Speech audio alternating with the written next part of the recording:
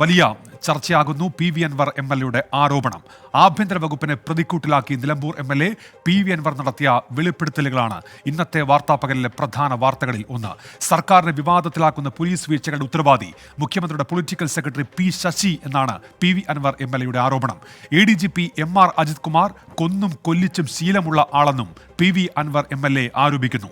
ഭരണകക്ഷി എം.എൽ.എയുടെ വെളിപ്പെടുത്തലിൽ അന്വേഷണം വേണമെന്ന് കോൺഗ്രസും മുസ്ലിം ലീഗും ആവശ്യപ്പെട്ടു. അതേസമയം പത്തനംതിട്ട SP സുജിത് ദാസിനെ ക്രമസമാധാന ചുമതലയിൽ നിന്നും നീക്കി M.R. അജിത് കുമാറിലേക്കുള്ള അന്വേഷണം പ്രതിരോധിക്കാനാണ് ആഭ്യന്തര വകുപ്പിന്റെ നീക്കം. പാർട്ടിക്ക് മേലൊന്നും ഒരാളും വളരില്ല.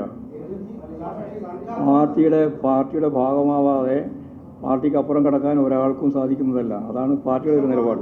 പാർട്ടിക്ക് മുകളിലും വളർന്ന സർക്കാരിന്റെ തലയ്ക്ക് മുകളിൽ കാൽ ചവിട്ടി നിന്നാണ് ഭരണകക്ഷി MLA ആയ പി.വി. അൻവറിന്റെ പരസ്യ വെല്ലുവിളി.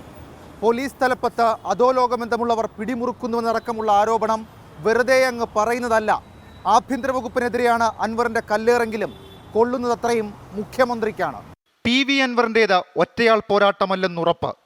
പാർട്ടിക്കും മുകളിലേക്ക് പോലീസും പോലീസിനെ നിയന്ത്രിക്കുന്ന പി. ശശിയും വളർന്നുവെന്ന് CPM-ൽ തന്നെ അഭിപ്രായമുണ്ട്.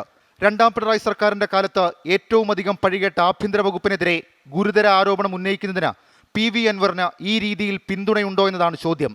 അൻവറിന്റെ ആരോപണങ്ങൾക്കെല്ലാം തലകൊയ്യാനുള്ള മൂർച്ചയുമുണ്ട്.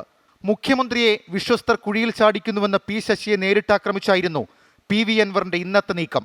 വിശ്വസിച്ചേൽപ്പിച്ചതാരാ? സഖാവ് പി. ശശിയാണ് അല്ലേ? അദ്ദേഹത്തിന് ഈ കാര്യത്തിൽ പരാജയമുണ്ട് എന്ന് തന്നെയാണ് ഞാൻ വിശ്വസിക്കുന്നത്. അദ്ദേഹം ഇത് കൃത്യമായി അനലൈസ് ചെയ്തിട്ടുണ്ടെങ്കിൽ ഇങ്ങനെ ഒരു കൊള്ള നടക്കുമോ? മുഖ്യമന്ത്രി പറയുന്ന കാര്യങ്ങൾ ന്യായമായി ഉൾക്കൊള്ളാതെ ഈ ഗവൺമെന്റിനെയും ഈ പാർട്ടിയെയും ഇല്ലായ്മ ചെയ്യാൻ പ്രവർത്തിക്കുന്ന ഒരു ഗ്രൂപ്പാണ് M.R. അജിത് കുമാറിന്റെ ഒപ്പമുള്ള കേരളത്തിലെ പോലീസിലെ ഒരു വിഭാഗം. തുടങ്ങിയത് സുജിത് ദാസിലാണെങ്കിലും പി.വി. അൻവർ ലക്ഷ്യമിടുന്നത് M.R. അജിത് കുമാറിനെയാണ്. അജിത് കുമാർ നൊട്ടോറിയസ് ക്രിമിനലാണെന്നും കൊല്ലിച്ചിട്ടുണ്ടെന്നും അൻവർ ആഞ്ഞടിച്ചു. ഈ പറയുന്ന M.R. അജിത് കുമാർ ഇവിടെ ആളുകളെ കൊല്ലിച്ചിട്ടുണ്ട്, കൊലപാതകം നടത്തിച്ചിട്ടുണ്ട്. അതൊക്കെ ഈ സ്വർണ്ണക്കള്ളക്കടത്തുമായി ബന്ധപ്പെട്ടാണ് കേട്ടോ.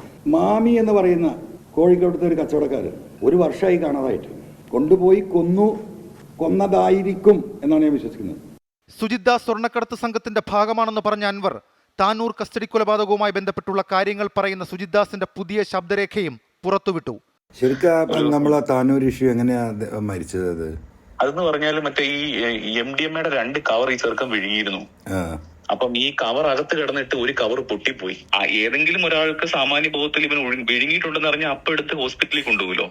അപ്പൊ അത് അറിഞ്ഞില്ല. ഇവൻ കൂടെയുള്ളവരോടും പറഞ്ഞിട്ടില്ല അകത്ത് ഈ സാധനം പോയിട്ടുണ്ടെന്ന്. പിന്നെ ഇത് കൊളാപ്സ് ആയി കഴിഞ്ഞപ്പോഴാണ് ഇത് എന്തോ പ്രശ്നമുണ്ടെന്ന് പറഞ്ഞ് സീരിയസ് ആയിട്ട് അവർ കൊണ്ടുപോകുന്നത്. അപ്പം വരാനുള്ളത് വഴി തങ്ങില്ല എന്ന് പറഞ്ഞ പോലെ അങ്ങനെ സംഭവിച്ചു. കാര്യങ്ങൾ കൈവിട്ടു പോകുന്ന അവസ്ഥയിലും ആഭ്യന്തര വകുപ്പിന് പക്ഷേ കുലുക്കമില്ല. DGPക്ക് മുകളിൽ പി. ശശി ഇടപെട്ട് M.R. അജിത് കുമാറിനെ സംരക്ഷിക്കുകയാണെന്നാണ് പ്രതിപക്ഷ വിമർശനം. സുജിത് ദാസിനെതിരെ അധികം പരിക്ക് പറ്റാത്ത നടപടിയെടുത്ത് അജിത് കുമാറിലേക്കുള്ള നീക്കങ്ങൾ ആഭ്യന്തര വകുപ്പ് തടയുന്നുവെന്ന സൂചനയും പുറത്തുവരുന്നു.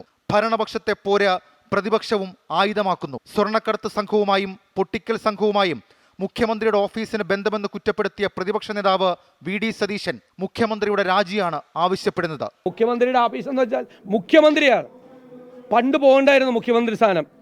ഈ സ്വർണ്ണ കള്ളക്കടത്ത് ആരോപണം വന്നപ്പോൾ അന്ന് കേന്ദ്ര ഏജൻസികൾ സഹായിച്ച് രക്ഷപ്പെട്ട, BJPയുടെ സഹായത്തോടുകൂടി രക്ഷപ്പെട്ട. ഇനി ഒരു നിമിഷം പോലും മുഖ്യമന്ത്രി ആ കസേരയിൽ ഇരിക്കാൻ യോഗ്യനല്ല. എന്താണ് SP-യും?